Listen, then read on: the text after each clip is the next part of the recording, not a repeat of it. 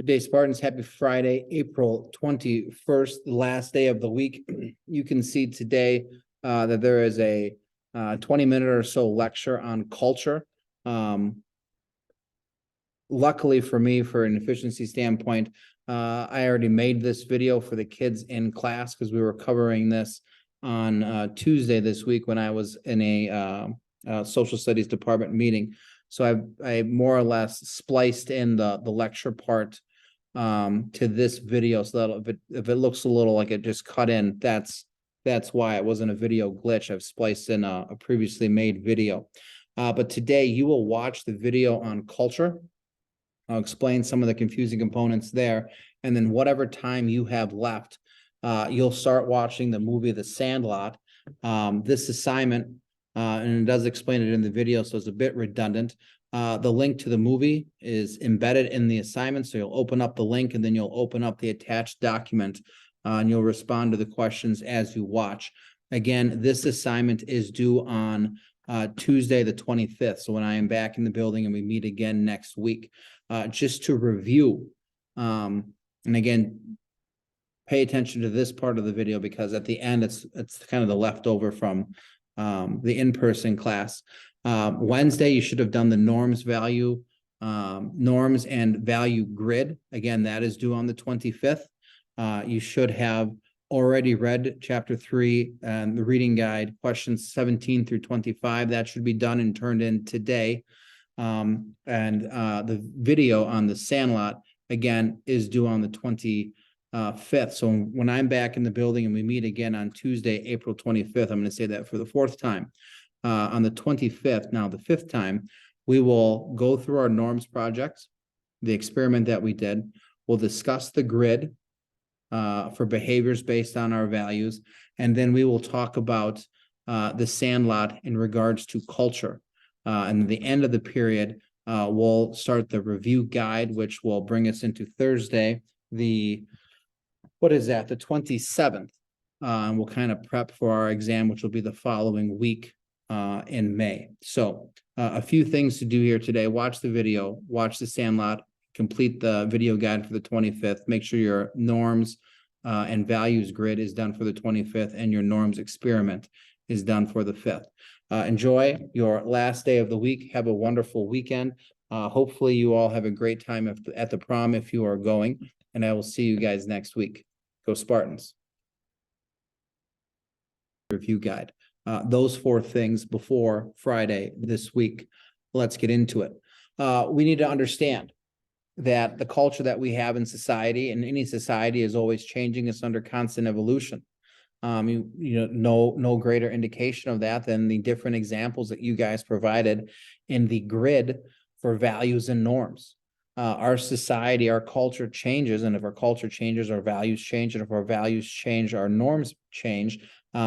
This cultural change stems from 3 independent catalysts, 3 different drivers of change.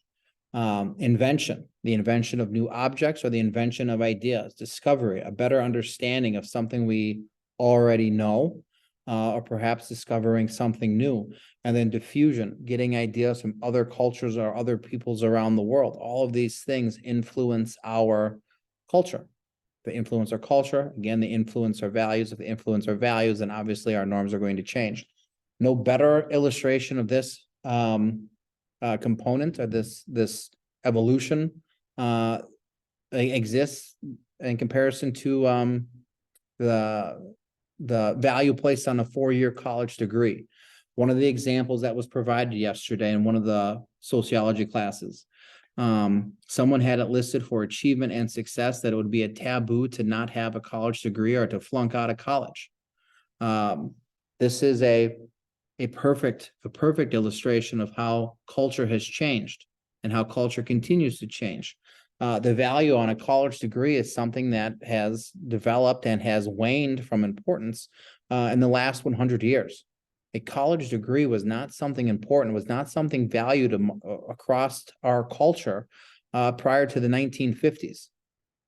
People did not need to go to college to be successful in life. There were still plenty of jobs and there were still ways to make money, livable wage money without a college degree, but that changed in the 1950s. The United States found themselves as a superpower after World War II. The United States found themselves in this global conflict known as the Cold War. We were in things like the space race, arms race. We were trying to prove the success and superiority of capitalism. So we were trying to solve things like, the polio crisis or the cancer crisis. All of these things required advanced study, advanced education, and thus the value was placed on a 4-year college degree. And it's been that way through the 50s and through the 60s and through the 70s and through the 80s and through most of the 1990s. But in the 21st century, we have discovered, right? We have gained a better understanding of what we already know, that requiring or demanding that our entire population receive a 4-year college degree or a 4-year education is not necessary to be successful. And not to mention, it saturates the job market for available careers that are requisite of a 4-year degree. We've learned that people don't need a 4-year degree to have a lucrative, financially lucrative job. We've rediscovered that people can make just as much money as a plumber or an electrician or a machinist or a mechanic or a technician. They can make a perfectly livable wage as a person that works in an office with a communications degree or some other college degree, right? We've learned that our society, our culture has changed through invention. I mean, we've talked about this in other classes and in previous years. We used to be an agrarian society. We used to be farmers, but technological innovation has changed that. Now, one person with a machine can do the work of 10 or 20 or 30 people. We don't need that many people to be farmers. A machine can do a lot of it. Diffusion. We've gained better understanding of our world and of people through exposure to other cultures. When you think about this holistic approach to health and wellness, our society has gained a lot in regards to human happiness and human health from the Far East cultures, focusing on a well-rounded human experience, exposure to proper, what do you want to call it? Nutrition, exercise, mental stimulation, relaxation. The whole idea of balance in one's life. It shouldn't just all be work, and it shouldn't just all be play. There should be balance. There should be give and receive. Again, it's how our cultures change. Culture changes from invention. Again, it can be the invention of new technology, new objects. It could be new ideas. Discovering a better understanding of something that we already know. Again, a college degree would be a perfect example of that. We've realized that you do not need a 4-year degree to be successful. And diffusion. Diffusion is gaining understanding from other cultures around the world. These 3 catalysts change culture. If our cultures change, that means our values are changing. And if our values are changing, that means our norms, behaviors are changing. We've already talked about non-material culture versus material culture, right? It's the things we can touch versus the ideas. But again, even these things will change over time. And you think about, in the regards to material culture, how much importance previous generations used to play on bigger, more lavish houses, or bigger, faster cars. Not quite the case anymore. A lot of Americans are downsizing because it costs a lot of money to have a big house. It costs a lot of money to have a big car. Some people are giving up their cars altogether, and if they're living in a bigger city, they travel by mass transit. It's cheaper, less headache, but again, it's a change to our society. The non-material culture changes as well. You think about the ideas of marriage, right? Marriage is being delayed. Some people don't get married. Some people just have a partner, and that's who they have for the rest of, that's how they go through life, unmarried. Again, that change can be driven by a bunch of things. It could be invention, it could be discovery, it could be diffusion. You know, it could be invention in regards to marriage that, you know, people don't have to be married to be happy. Could be discovery that you don't need a suburban to show that you're successful. Or diffusion. You know, we can take ideas from other cultures that you don't need that much space. But again, just the drivers of what changes the the current status of culture as we go through the human existence. Every culture has the ideal culture, what their culture would look like in the perfect setting, in the perfect world. And then we have real culture, which is more or less what the society itself has decided as being acceptable. You know, if you need an example of ideal culture versus real culture, you can think about honesty. I would imagine at some point in your life, your parents talked to you about being honest and not lying and being truthful. But at the very same time, I would imagine every one of you have heard your parents tell a lie before. And then you called them out on it and said, hey, you know, what about this whole conversation about being truthful and honest and not lying? And then their response probably was, well, it's just a little old white lie, not going to hurt nobody, right? Just like Forrest Gump, when Mrs. Gump wanted to have Forrest, you know, do this advertisement about his Flexolite ping pong paddle.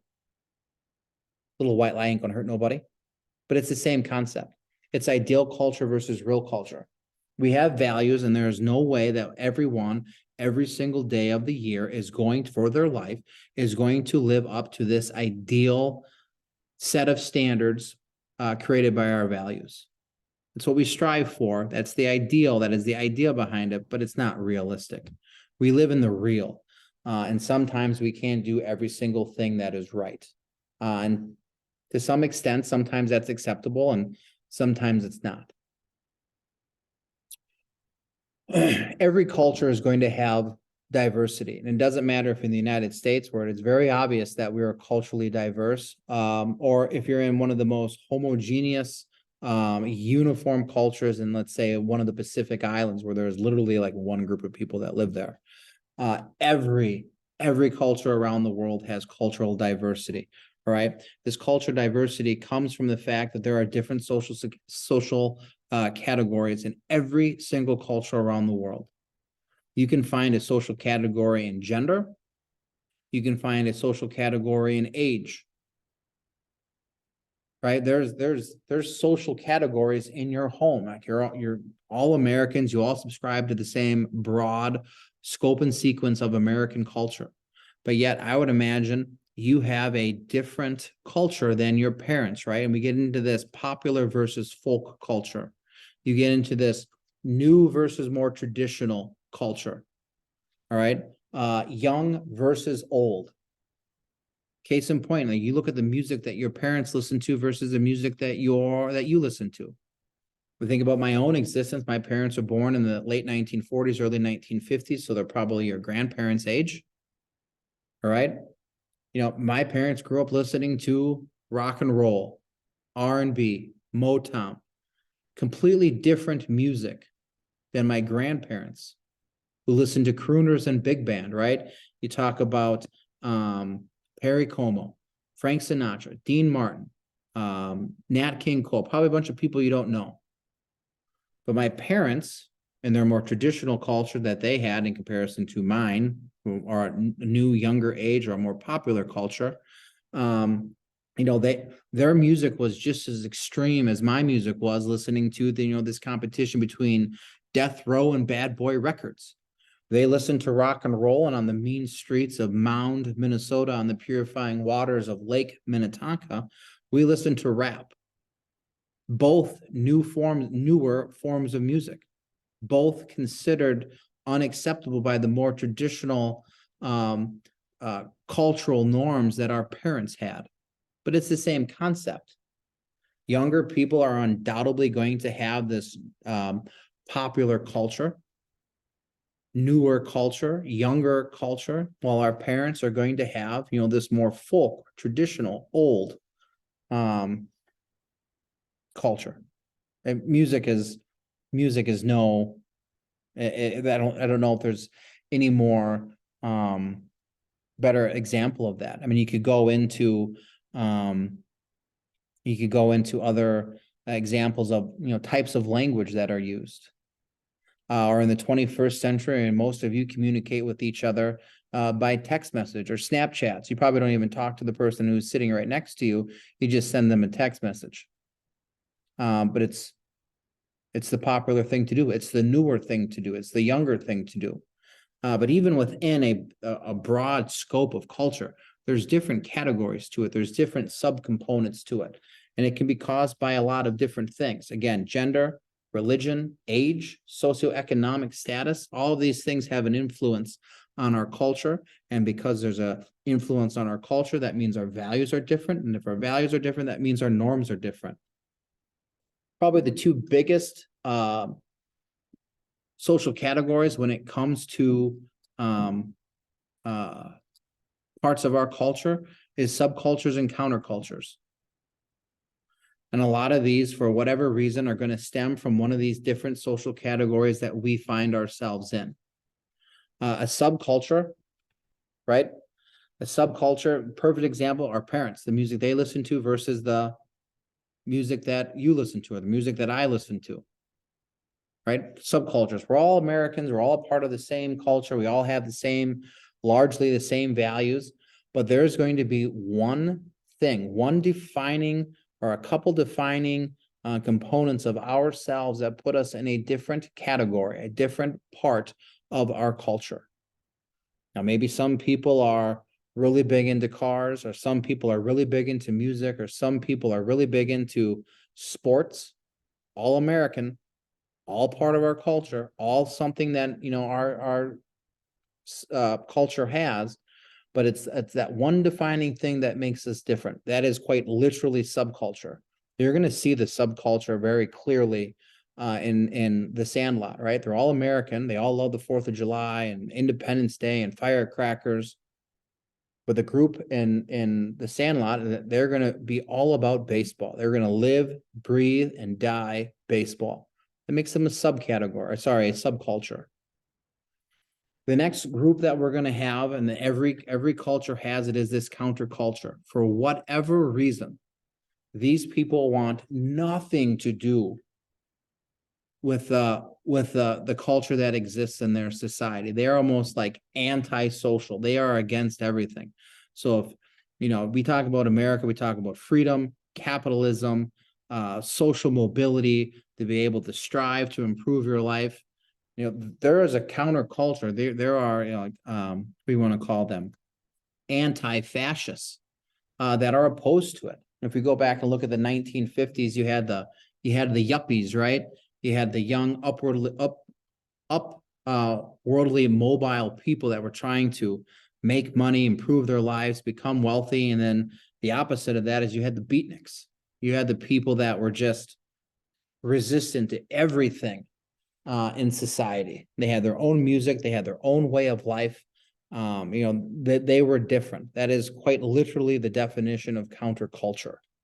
The people that just do not fit in with what is going on with everybody else.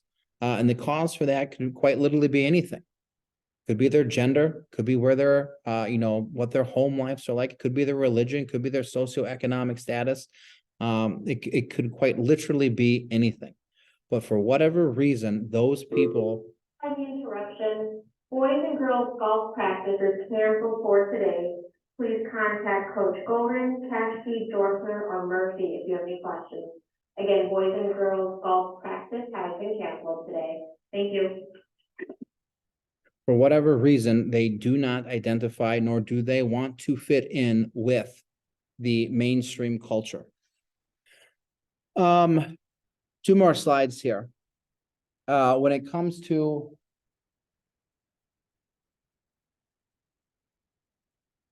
I got my phone is ringing. Between the announcements and my phone ringing, sorry for the interruption. Regardless of whatever culture we're looking at, every culture is going to subscribe in some way, shape, or form to this concept called ethnocentrism. Every culture around the world is going to think that they are superior to other cultures around the world, which makes sense. If they didn't think that their way of life, their culture was the best around them, then people wouldn't do it. They wouldn't support or reinforce their values. They wouldn't support or reinforce their norms. They wouldn't continue going on through their way of life if they didn't think it was the best. Now, there are benefits to this and there are consequences to this. The fact that people think that their culture, their way of life, their values, their norms are the best makes it really easy to have a well-functioning society because everyone appreciates and believes that they have the best way of life. And because they feel that way, then they feel obligated, they feel responsible to pass on that culture, that set of beliefs, that set of values, and those subsequential norms to future generations. It makes sense. If people didn't like their culture, they wouldn't continue to do it. Thus, ethnocentrism exists, right? It supports the continuation of that culture.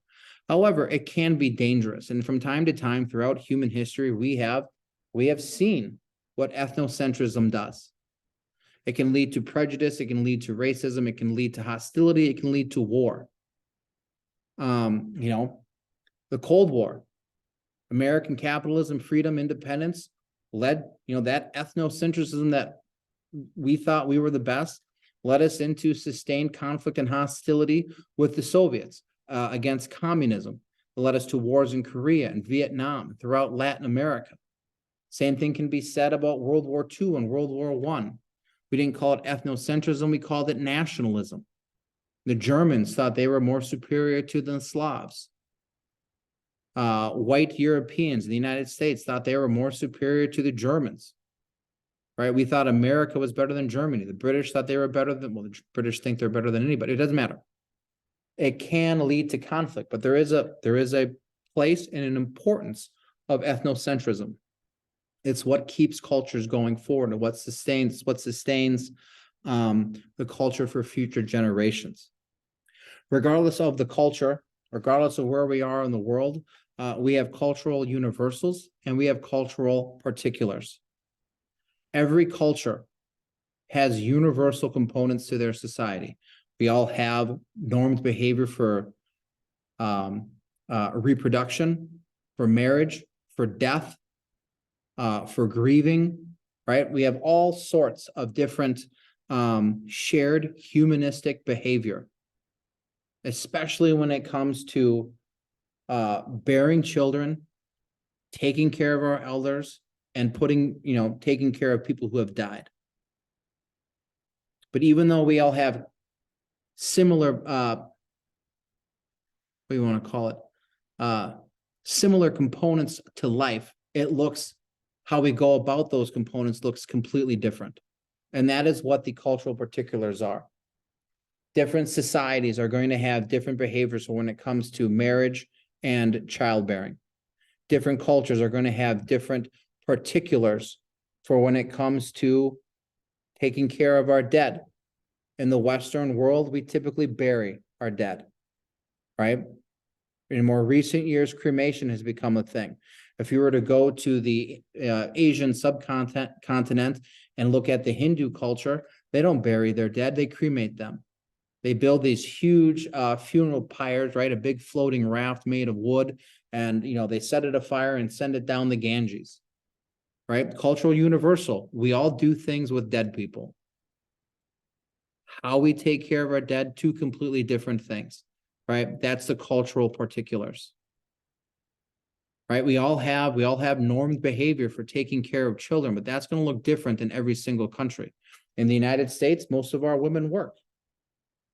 You go into Asian countries or you go into less industrialized countries, women are going to stay home and take care of their children. Cultural universals versus cultural particulars. Cultural universals are the broad scope of how we handle different stages in life.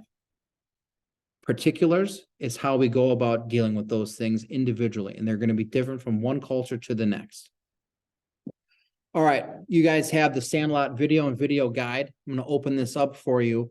You will see that the video is embedded, right? So you'll click the link and then you'll open up the video guide. watch the video, answer the questions. That should be turned in by Thursday this week. Then you will